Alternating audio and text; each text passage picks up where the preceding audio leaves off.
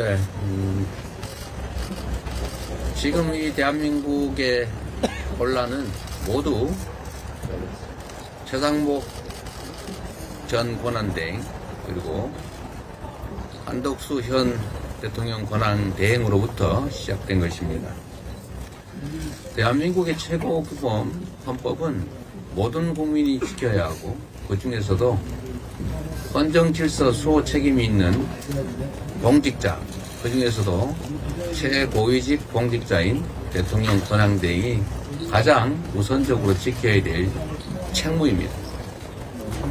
대통령이 취임 선서를 할 때도 헌법을 준수하고 라는 것이 가장 먼저 나옵니다.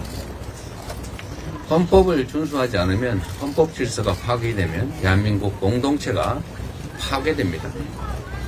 헌법 위반은 매우 중차대한 사안입니다. 단순한 형법 위반, 부정부패와는 차원을 달리합니다. 일각에서 윤석열 복귀 프로젝트가 진행 중이다라고 얘기합니다. 저도 그런 주장에 공감 가는 바가 많습니다. 21세기 대한민국에서 군대를 동원해서 행정, 입법, 사법을 다 통제하겠다라는 이 군정을 하겠다는 이 참 상상하기 어려운 일이 실제로 벌어졌습니다. 이것은 대한민국의 헌법 질서를 통째로 파괴하는 행위가 분명합니다. 우리가 제주 4.3 사건이나 또는 광주 5.18 상황을 굳이 상기하지 않더라도 다시 윤석열이 복귀하는 것은 곧 제2의 계엄을 의미하는 것일 테고 우리 국민들은 저항할 것이고 충돌은 피할 수 없을 것입니다. 그럴 때 생겨날 수 있는 엄청난 혼란과 희생을 생각해 보십시오. 광주라는 한 지역이 고립되어 있을 때 생기는 그 피해와 대한민국 수도 서울을 포함한 대한민국 전역이 군사계엄에 노출되고 국민들이 저항할 때 생겨나는 그 엄청난 혼란 그리고 엄청난 유혈 사태를 대체 어떻게 감당할 수 있겠습니까? 경제는 다음 문제입니다. 국민의 생존 문제, 국민의 인권과 안전에 관한 문제입니다. 대한민국 국가의 존속에 관한 문제인 것입니다. 윤석열 대통령이 복귀할 경우에 생겨날 수 있는 일을 우리 국민 여러분께서도 한번 상상을 해보시기 바랍니다. 헌법재판소는 그리고 헌법재판관님 여러분들은 지금의 이 상황이 얼마나 중차대한 상황인지를 모를 리 없습니다. 그리고 본인들에게 주어진 헌법상의 책무, 역사적 책무, 국민이 부여한 책무를 잊지 마시기 바랍니다. 말씀드린 것처럼 지금의 이 혼란의 원인은 모두 한덕수, 최상목으로부터 시작됐습니다. 내란 주요 임무 종사자들은 전부 구속돼서 재판을 받고 있는데 내란 수괴는 해교한 논리로 석방돼서 활개를 치고 있습니다. 법률이 정한 내란 특검 지명 의뢰를 지금 몇 달째 하지 않고 있습니다. 명백한 불법 아닙니까? 의무적으로 지명을 의뢰하게 돼 있지 않습니까? 그 법률을 대놓고 몇 달째 어기고 있습니다. 그래서 결국은 내란 수괴가 석방돼서 이 혼란이 지속되고 국민들은 불안해하고 있는 것입니다. 또 한 가지 국회가 지명한 정식 의결을 해서 지명한 헌법재판관을 골라서 마음에 드는 사람은 임명하고 마음에 안 드는 사람은 임명 안 하는 것은 결국 국회의 헌법 구성 권한을 침해한 것 아닙니까? 명백하게 정면으로 헌법을 위반한 것입니다. 심지어 헌법재판소가 명확하게 판결했습니다. 임명하지 않는 것은 위헌이다. 헌법재판소법에 위헌 판결이 나면 그 취지에 따라 처분하여야 한다라고 하는 의무조항까지 있습니다. 그런데 이것을 또 어기고 있습니다. 최상목이 어겼고 지금 한덕수 대행도 어기고 있습니다. 그래서 이 혼란이 생기고 있지 않습니까? 헌법에 도전하는 것을 넘어서서 헌법을 위반하고 헌정 질서를 통째로 파괴하고 대한민국을 불안하게, 국민을 불안하게 만들고 있습니다. 해서는 안 될 일이고 용서해서도 안 될 일입니다. 반드시 그에 대한 책임을 물어야 하지 않겠습니까?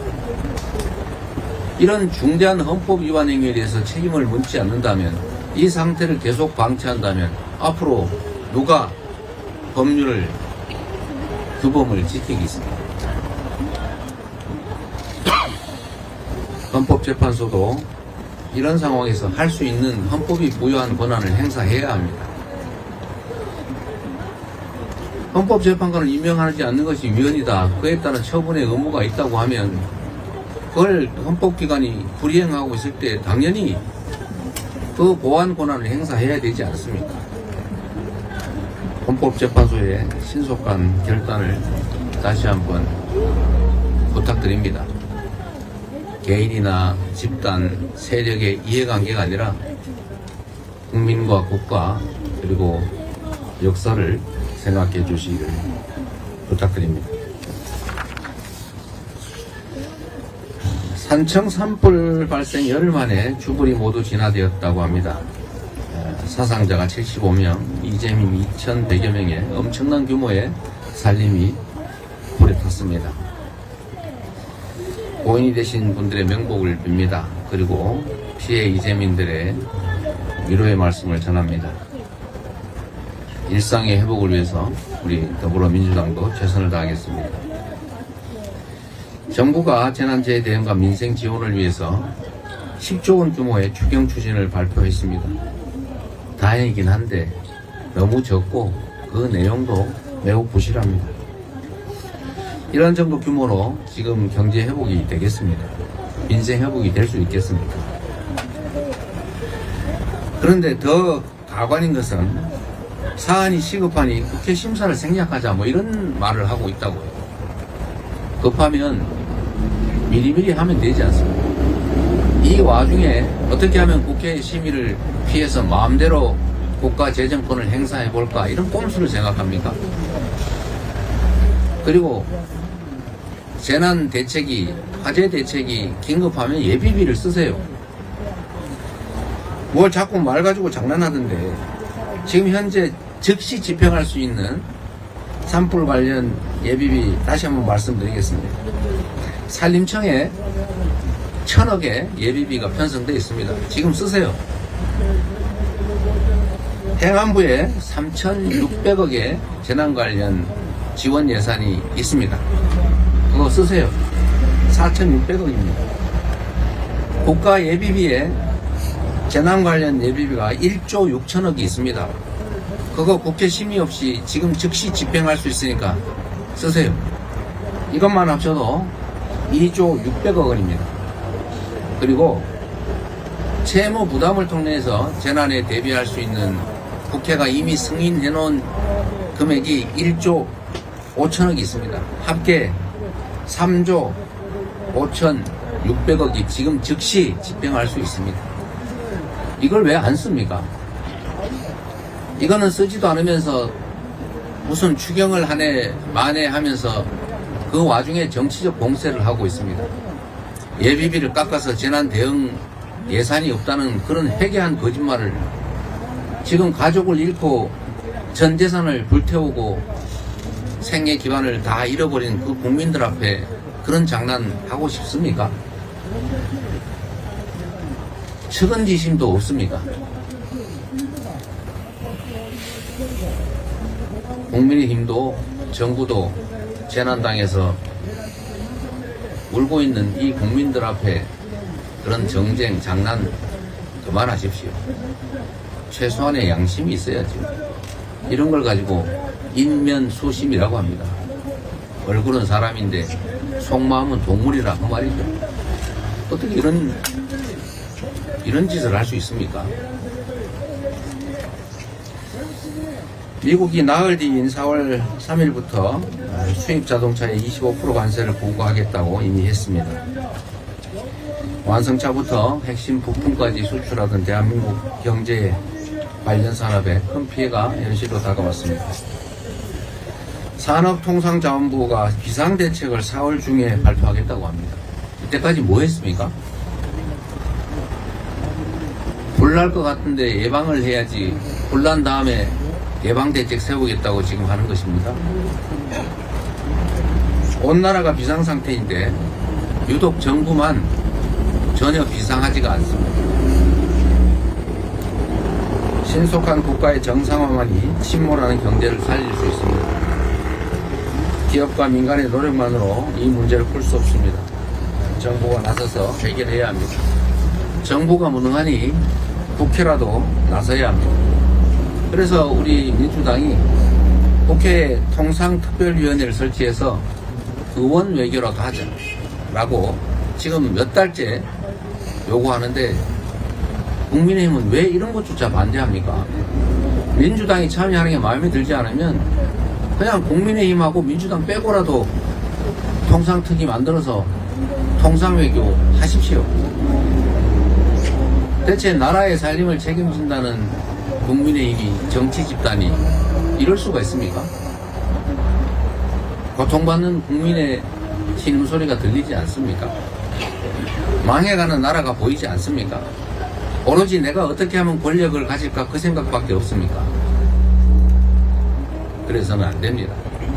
최소한 할 일을 합시다. 할 일 열심히 하면 국민들이 지지해 주지 않겠습니까? 그래야 국민의힘도 국민의 지지를 회복해서 살 길이 열리지 않겠습니까?